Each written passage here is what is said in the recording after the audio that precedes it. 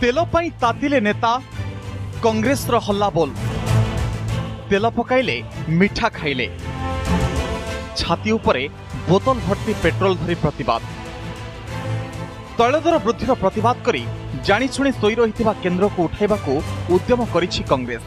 AICC आह्वान रे सारा राज्य में कांग्रेस नेताए पेट्रोल पंप सम्मुख में देइथिले 4 घंटिया धारणा। सकाळ 7 ରୁ 11टा पर्यंत हाथपाटी नेता करथिले विक्षोभ प्रदर्शन। कोरोना काल में तैल दर वृद्धि सहित रंधन गैस एवं अत्यावश्यक सामग्रीर मूल्य बढ़ी चली एभली कि देश तथा राज्य में किछि स्थान में पेट्रोल दर 100 टपिलाणी। साधारण जनता हंतसंत हेउथबा बेले दर कमेଇବା ପାଇଁ दाबी करिछि कांग्रेस।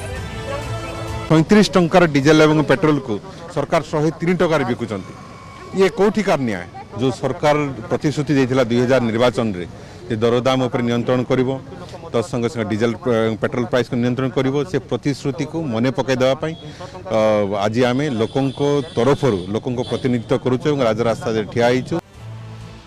राज्यर विभिन्न जिला एवं ब्लॉक रे कांग्रेस नेता एवं कर्मी धारणा रे बसिबा सहित शांतिपूर्ण प्रतिवाद करिसेंती। तेबे उमरकोट रे देखिबाकू मिलिथिला नियारा प्रतिवाद।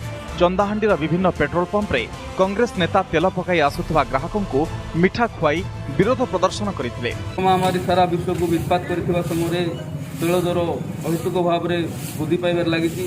चंदाहांडी रे जेहेतु 100 टंका पार करिछि सेतिपई चंदाहांडी रे गोटे अभिनव भाव में कांग्रेस दल तरफ समस्त ग्राहकों को पथचारी को मिठा बांटी प्रतिवाद कर।